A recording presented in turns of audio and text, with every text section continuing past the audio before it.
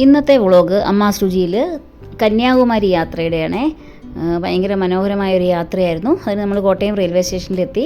അവിടുന്ന് ബാംഗ്ലൂർ കന്യാകുമാരി എക്സ്പ്രസ് ഉണ്ടല്ലോ, island express, അതിനാണ് നമ്മൾ രാവിലെ 8:25 ട്രെയിന്. ലേറ്റൊക്കെ വന്ന് 9:45 ട്രെയിൻ വന്നപ്പോൾ അങ്ങനെ നമ്മൾ യാത്ര തിരിച്ചു. ഏകദേശം 500 രൂപയ്ക്ക് അടുത്തായി AC ടിക്കറ്റിന് കോട്ടയത്തു നിന്ന് കന്യാകുമാരി വരെ. അങ്ങനെ നമ്മൾ AC ടിക്കറ്റ് എടുത്താണ് യാത്ര തിരിച്ചത്. അവിടുന്ന് ഒരു ഓട്ടോ റെയിൽവേ സ്റ്റേഷനിലെത്തി.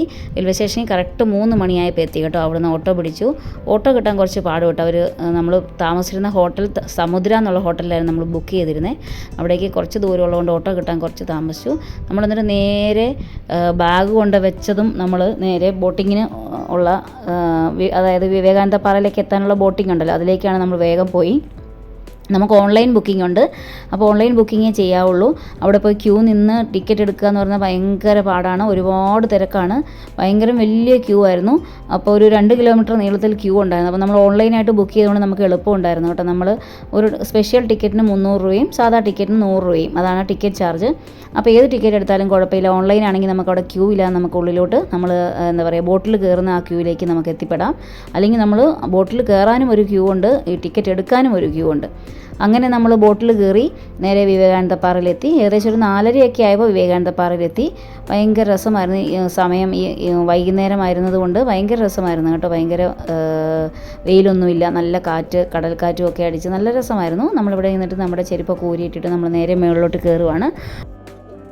മുകളിൽ സ്വാമി വിവേകാനന്ദൻ ധ്യാനിച്ചിരുന്ന ഒരു സ്ഥലമുണ്ട്. അത് ക്ഷേത്രം പോലെ പണിതിട്ടിട്ടുണ്ട്. അതിനപ്പുറത്ത് തന്നെ ദേവിയുടെ കാൽപാദമൊക്കെയുള്ള ഒരു സ്ഥലം കൂടിയുണ്ട്. 2 സ്ഥലങ്ങളാണ് നമുക്ക് കാണാനുള്ളത്.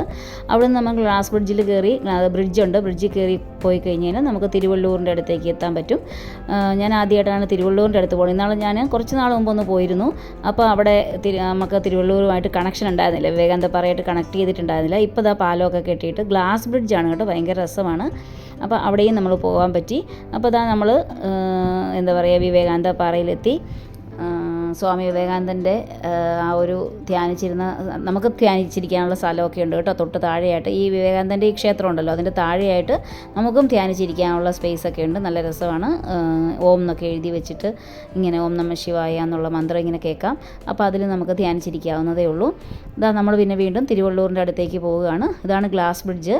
ഈ ഗ്ലാസ് ബ്രിഡ്ജ് വഴിയാണ് നമ്മൾ നടക്കുന്നത്. കുറേ ഭാഗം ഇവിടെ പണി നടക്കുന്നതുകൊണ്ട് അവർ ക്ലോസ് ചെയ്തിട്ടിരിക്കുകയാണ്. അതിൽ പെയിൻ്റൊന്നും വീഴാതിരിക്കാൻ വേണ്ട, പെയിൻറ്റിംഗ് ഒന്നും വീഴാതിരിക്കാൻ വേണ്ടി അത് ക്ലോസ് ചെയ്തിരിക്കുകയായിരുന്നു. ഇതാ ഇവിടം തൊട്ട് ഓപ്പൺ ആയിട്ടാണ്, ഗ്ലാസ് ബ്രിഡ്ജ് ഓപ്പൺ ആയിട്ടാണ് കേട്ടോ. ആദ്യം ഒന്ന് പേടിയായി, നമുക്ക് ചവിട്ടാനൊക്കെ ജസ്റ്റ് ഒന്ന് പേടിയായി. പിന്നെ നമ്മൾ കൂളായിട്ട് അങ്ങ് നടന്നു പോകും. ആ ഗ്ലാസ് ബ്രിഡ്ജ് വഴി അങ്ങ് നടന്നു പോകും. 2 സൈഡിലും അല്ലാണ്ടും പോകാനുള്ള സ്പേസ് ഉണ്ട്.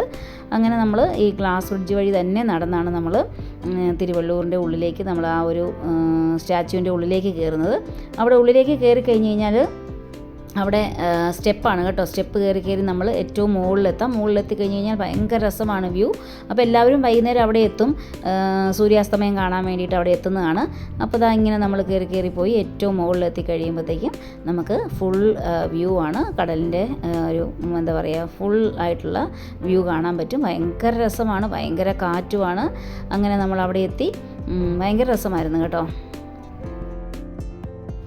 കുറേ സ്റ്റെപ്പുകളുണ്ട് കയറാനായിട്ട്. ഇതുപോലെ കയറി ഏറ്റവും ടോപ്പിൽ എത്തിപ്പെടണം. അവിടെ നിന്ന് കഴിഞ്ഞാലാണ് നല്ല വ്യൂ ഉള്ളത്. അപ്പോൾ എല്ലാവരും അവിടെ തന്നെ നിൽക്കുമായിരുന്നു അസ്തമയം കാണാൻ വേണ്ടിയിട്ട്. കടലിലേക്ക് താഴ്ന്നതൊന്നും കാണത്തില്ല, പക്ഷേ സൂര്യൻ ഇങ്ങനെ മറഞ്ഞ് പോകുന്നത് നമുക്ക് കാണാൻ പറ്റും. അങ്ങനെ ഞങ്ങളും കയറി അതിൻ്റെ മുകളിൽ. തിരുവള്ളൂരിൻ്റെ വലിയൊരു സ്റ്റാച്യു ആണ്, ഭയങ്കര വലിയൊരു സ്റ്റാച്യു ആണ്. നമ്മളതിങ്ങനെ കണ്ടു.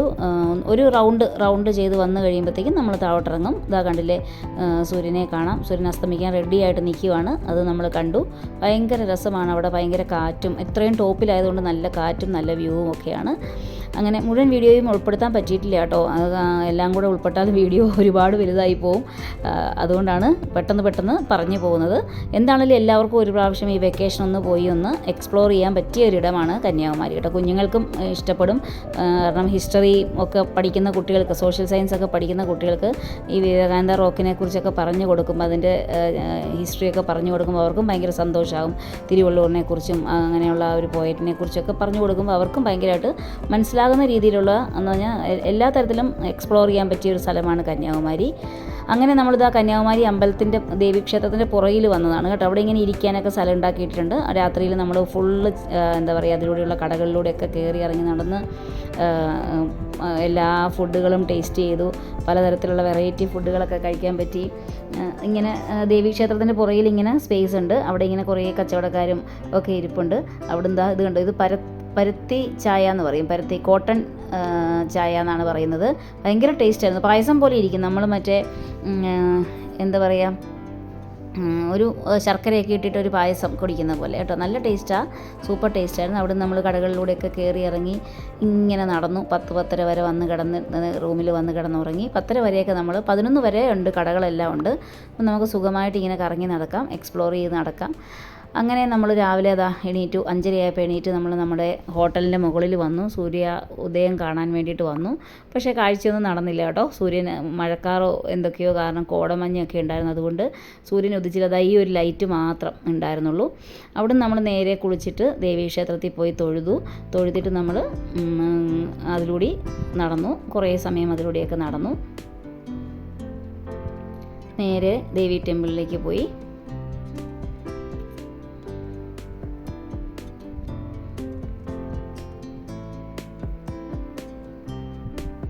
അങ്ങനെ ദേവീക്ഷേത്രത്തിന് ചുറ്റും ഒരു അകത്തേക്ക് കയറാൻ ക്യൂ ആണ്.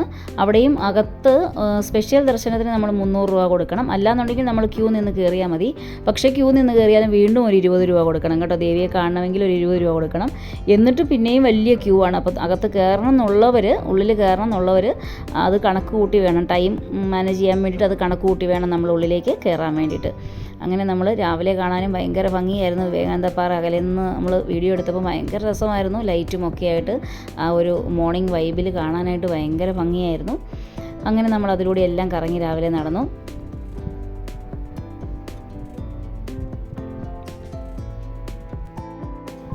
രാവിലത്തെ ബ്രേക്ക്ഫാസ്റ്റും കഴിച്ചു. അവിടെ നമ്മൾ വീണ്ടും തിരിച്ച് നമുക്ക് 8:40 ട്രെയിൻ. പൂന എക്സ്പ്രസ്സിനാണ് നമ്മൾ തിരിച്ച് യാത്ര വന്നത്. അവിടുന്ന് ഒരു ഓട്ടോറിക്ഷ പിടിച്ച് നേരെ കന്യാകുമാരി സ്റ്റേഷനിൽ വന്ന് അവിടെ നിന്നാണ് സ്റ്റാർട്ടിങ്. കന്യാകുമാരിയിൽ നിന്നാണ് ആ ട്രെയിൻ സ്റ്റാർട്ടിങ്.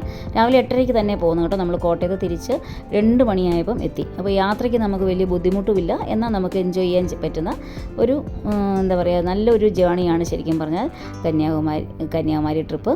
അപ്പോൾ ഈ വെക്കേഷൻ എല്ലാവർക്കും ഇതൊന്ന് ചൂസ് ചെയ്യാവുന്നേ ഉള്ളൂ.